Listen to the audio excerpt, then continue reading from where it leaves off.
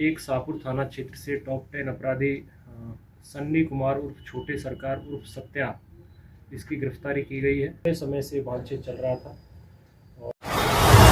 आप देख रहे हैं जनपद न्यूज। नगर पश्चिमी क्षेत्र पटना के कई थाना अंतर्गत टॉप 10 अपराधियों की गिरफ्तारी के लिए विशेष अभियान चलाया जा रहा है। नमस्कार, मैं हूं राकेश और आप देख रहे हैं जनपद न्यूज। पटना के टॉप 10 अपराधियों में से शाहपुर थाना से सनी कुमार उर्फ छोटे सरकार को अवैध हथियार और जिंदा कारतूस के साथ पुलिस ने गिरफ्तार किया है। उसी के बाद मनेर थाना अंतर्गत एक जो 20 तारीख को फायरिंग के घटना हुए थे, उसमें भी एक अपराधी को गिरफ्तार किया गया है। पहले सुनते हैं सीडीएसपी वेस्ट भानुप्रताप सिंह ने इस बारे में क्या कहा है। नगर पश्चिमी क्षेत्र पटना के अंतर्गत जो थाना के स्तर से जो कुख्यात अपराधी हैं, विशेषकर जो टॉप 10 की लिस्ट में सम्मिलित हैं, उनकी गिरफ्तारी हेतु एक अभियान ऑपरेशन चलाया जा रहा है। तो उसी क्रम में विगत 24 घंटे में पुलिस को 2 थानों से उल्लेखनीय सफलताएं मिली हैं, जिसमें एक शाहपुर थाना क्षेत्र से टॉप 10 अपराधी सन्नी कुमार उर्फ छोटे सरकार उर्फ सत्या, इसकी गिरफ्तारी की गई है। और 21 दिसंबर 2025 को पुलिस को गुप्त सूचना मिली थी कि शाहपुर थाना क्षेत्र के देरा क्षेत्र के गांव गंगहारा के निवासी सन्नी कुमार उर्फ छोटे सरकार उर्फ सत्या गंगहारा स्थित उच्च विद्यालय के फील्ड में है और साथ ही साथ ये अवैध हथियार रखे हुए हैं।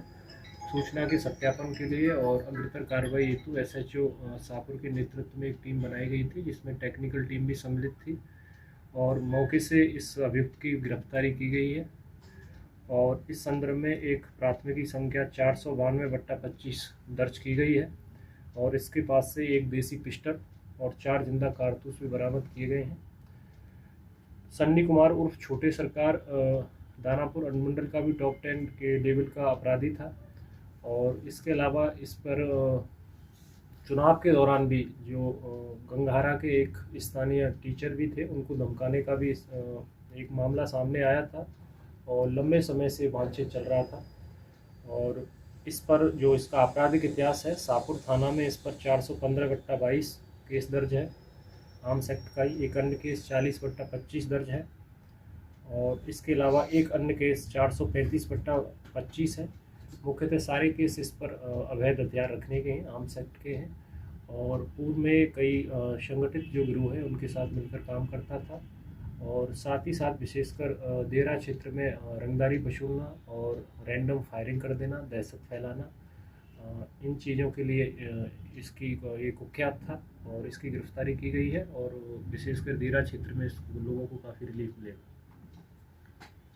मनेर थाना के ग्राम माधोपुर में ये घटना हुई थी 20/12/2025 को, जिसमें दहशत फैलाने और दबंगी दिखाने के उद्देश्य से कुछ अभियुक्तों द्वारा उसमें फायरिंग की गई थी और एक अभियुक्त को पूर्व में भी गिरफ्तार करके माननीय न्यायालय के माध्यम से जेल भेजा गया था, लेकिन उसमें 2 अभियुक्त फरार चल रहे थे। जैसा कि उस दिन की पीसी में भी बताया गया था कि उनकी गिरफ्तारी हेतु एसएचओ मनेर के नेतृत्व में एक टीम बनाई गई है। तो उसी में एक अन्य अभियुक्त जो टॉप 10 का अपराधी भी है, रोहित कुमार उर्फ एडी, इसकी गिरफ्तारी की गई है और इसके पास से एक देसी कट्टा और 4 जिंदा कारतूस और एक मोबाइल फ़ोन बरामद हुआ है।